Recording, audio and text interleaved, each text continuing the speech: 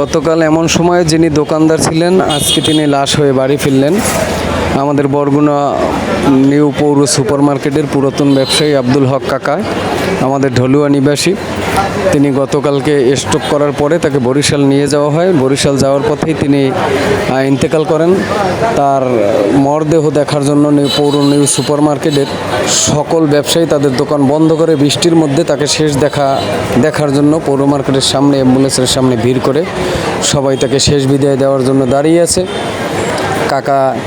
কাকাকে আল্লাহ জান্নাত দান করুক, জান্নাতের উচ্চ মাকাম দান করুক। কাকার সাথে সর্বশেষ কথা হয়েছিল আমাদের পরশুদিন সন্ধ্যায়, যে কাকা আসেন মাগরিবের নামাজ পড়তে যাই। আজকে কাকায় লাশ হয়ে বাড়ি ফিরল। আল্লাহ কাকাকে মাফ করুক, জান্নাতের উচ্চ মাকাম দান করুক, আমিন।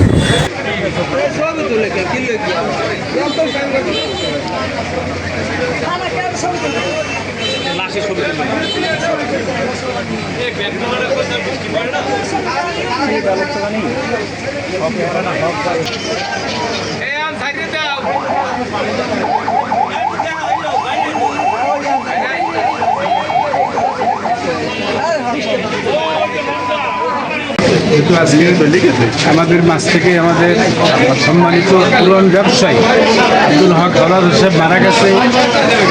কালকেরও মার্কেটে দোকানদারি করে রাত্রে বাসায় গেছে, বাসায় যে অসুস্থ পড়ে তাকে সদর হাসপাতালে নিয়ে এসছে।